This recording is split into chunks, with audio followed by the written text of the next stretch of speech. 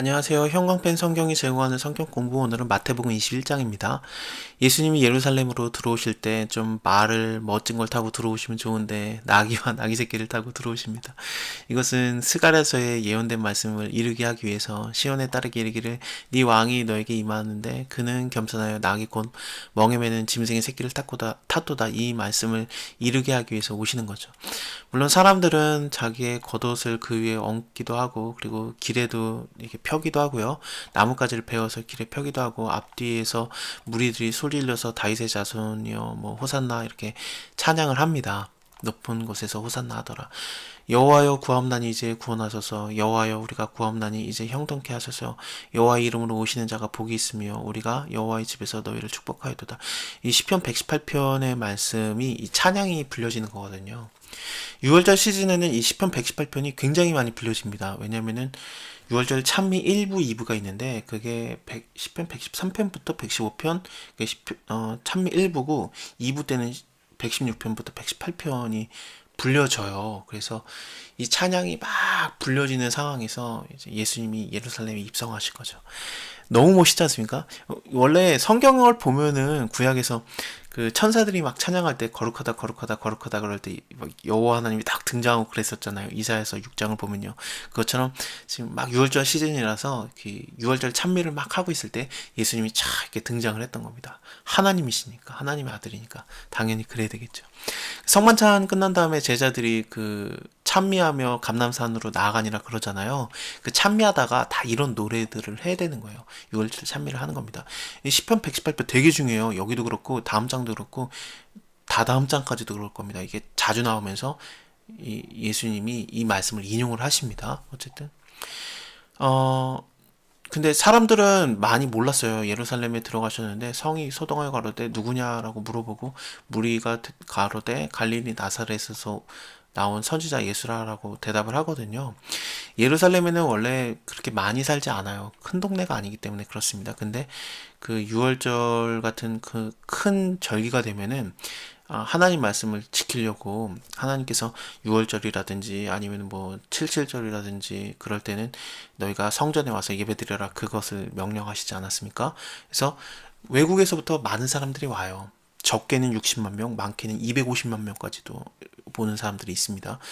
뭐 원래 살던 사람들은 많아봤자 뭐 10,000명, 20,000명이라고 쳐도 뭐 많이 잡아봤자 뭐 5만 명이라고 쳐도 뭐 55만 명에서 245만 명이 예수님을 처음 보는 거예요. 그러니까 이게 도대체 누구냐 그러면서 물어봤던 거죠. 예수님을 모르기 때문에 그들이 예수님을 십자가 못 박아라고 얘기를 했던 겁니다. 그 이들은 성전을 사랑해서 멀리 외국에서부터 왔는데 근데 대제사장들과 바리새인들과 서기관들이 예수님을 고소했던 게 뭡니까? 이자가 성전을 헐어버린다 그랬다 그러잖아요. 그러니까 그 성전 모독죄죠. 그러니까 막 십자가에 못 박아라 그렇게 말했던 게 예수님을 몰라봐서 그래요. 그렇습니다. 그 멀리서부터 외국에서 오면은 그 동물들을 갖고 올 수 없잖아요. 그러니까 이 근처에서 동물을 샀는데 근데 그 대제사장들과 서기관들 바리새인들이 무슨 짓을 했었냐면은 이방인들이 기도하는 그 뜰에서 장사를 했던 거죠. 비둘기를 팔거나 아니면은 성전세에 통용되는 그 돈이 따로 있는데 그것을 환전하는 것을 여기서 했던 겁니다. 예수님이 그것을 되게 싫어하시고 이걸 다 그냥 둘러 엎어버리셨습니다. 이거 내가 내 집은 기도하는 집인데 근데 너네가 강도의 구걸을 만들었다 하고 또 서경과 전은자들이 그 성전에 예수께 나왔는데 고쳐주셨어요. 대제사장들과 서기관들이 이것을 예수의 이상한 일이라고 봅니다. 또 성전에서 소리질러 호산나 다윗의 자손이여 하는 아이들을 보고 분하여서 예수께 말하되 저희가 하는 말 너가 듣고 있냐? 내가 듣고 있다. 어린아이와 젖먹이의 입으로 나오는 찬미를 온전케 하셨다 하는 것을 너희가 읽어본 적이 없느냐. 이거는 그 여호와 우리 주여 주의 이름이 온 땅이 어찌 그리 아름다우냐 그 시편 8편 있잖아요. 거기에 그 어린아이와 젖먹이의 입으로 말미암아 권능을 세우시며거든요. 근데 여기는 갑자기 찬미를 온전케 하셨다로 바뀌어 있어요. 왜 그러냐면은 이게 잘못 쓴 게 아니라 히브리어로 돼 있는 구약에는 권능을 세우시며로 돼 있는데 이게 나중에 헬라어로 번역이 돼요. 70명에 의해서요. 그때는 찬미를 온전케 하셨다로 이렇게 쓰여져 있습니다. 그것을 인용했기 때문에 마태는 그래서 이렇게 쓰여져 있는 겁니다. 잘못 인용된 게 아닙니다. 성 밖에 베다니에 가서 예수님과 제자들이 거기에 유하셨습니다. 너무 많은 사람이 예루살렘에 모였기 때문에 그래서 나가 계시는 것 같습니다.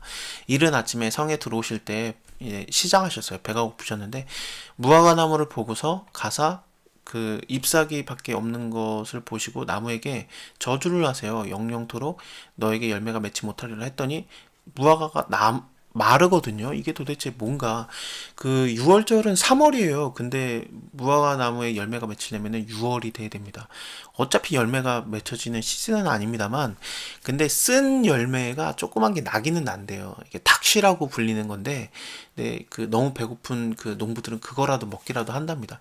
예수님은 그거라도 원했던 거죠. 근데 그것도 없는 걸 보고서 이제 저주를 하신 거거든요. 이게 배고파서 예수님이 화가 난 게 아니라 이거는 그 이스라엘을 말하시는 거예요. 너네가 먼저 하나님 말씀 받은 자들 아니냐. 그래서 내가 그 열매를 기대했는데 너네는 아무런 열매도 없고 그 쓴 열매도 맺지 못하는구나. 그냥 너네는 말라버릴 것이다. 저주를 받을 것이다. 멸망할 것이다. 그것을 예수님이 말한 겁니다. 이 무화과 나무를 통해서 그것을 굉장히 좀 강하게 설교를 하셨다라고 해야 되나? 선포를 하신 거죠. 그거에 대해서 이제 계속해서 이어져 나옵니다. 너네에게 내가 먼저 말씀을 줬던 거 아니냐. 하나님 말씀을 너네가 먼저 받은 건데, 그리고 너희에게 먼저 내가 하나님의 사역을 맡겼는데 니네가 그것을 순종하지 않았다. 그럼 내가 둘째 아들에게 맡기겠다 이러시는 거죠. 너희 생각에는 어떠하냐? 한 사람에게 두 아들이 있는데 맏아들에게 이르되 얘 오늘 포도원에 가서 일해라.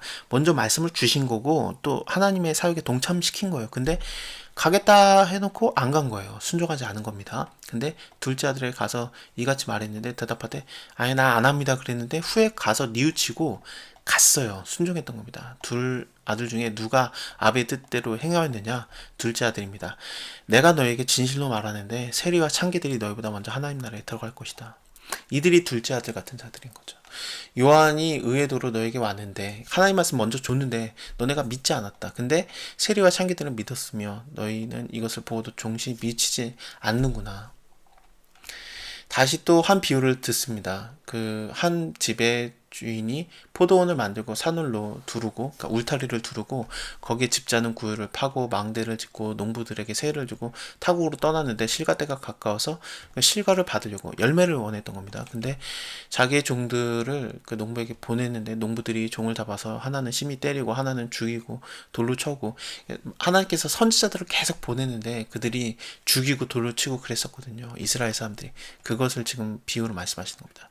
다시 다른 종들은 처음보다 많이 보내니 저에게도 그렇게 하였다. 그래서 후에 자기 아들을 보내며 이건 예수님이죠. 자기 아들을 보내며 가로되 저희가 내 아들은 공경하리라 했는데 농부들이 그 아들을 보고 말하되 이는 상속자니 죽이고 그 유업을 차지하자 하고 그를 잡아서 포도원 밖에 내어다가 죽였습니다.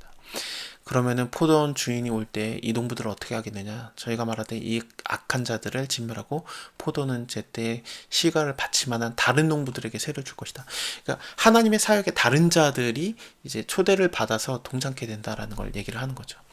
예수께서 가라사대 때 너희가 성경에 건축자의 버린 돌이 모퉁이 돌이 되었다는 것을 되었나니 이것은 주로 말미암아 된 것이 우리 눈에 기이하다라는 것을 읽어본 적이 없느냐. 이것은 시편 118편 계속해서 그 6월절 찬양이 찬미가 불려지는 거거든요.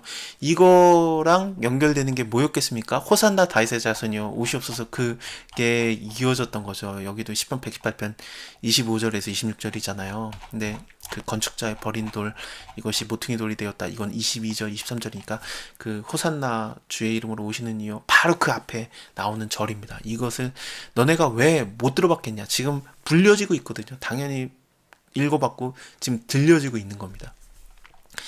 이 건축자의 버린 돌이 이 시편 118편에서는 이스라엘이에요. 이방인들에게는 버려진 이 이스라엘 예루살렘이 하나님께서 그것을 모퉁이 돌이 되게 하셨다, 머릿돌이 되게 하셨다 그러는데, 근데 여기서는 어떻습니까? 건축자의 버린 돌이 예수님이 되고 버린 자들이 이 이스라엘 예루살렘이 되는 거죠. 참 하나님 나라 내가 너에게 이르노니 하나님 나라를 너희는 빼앗기고 그 나라를 열매 맺는 백성이 받을 것이다 하면서 첫 아들, 둘째 아들 얘기가 계속 연결되고 있는 거고 무화과 나무도 마찬가지인 겁니다. 열매를 맺지 못했던 첫째 아들들 무화과 나무가 버려지는 거죠. 이 돌이 오늘은 여기까지 하고요. 다음에 여기 뒤에 이어서 보겠습니다. 감사합니다.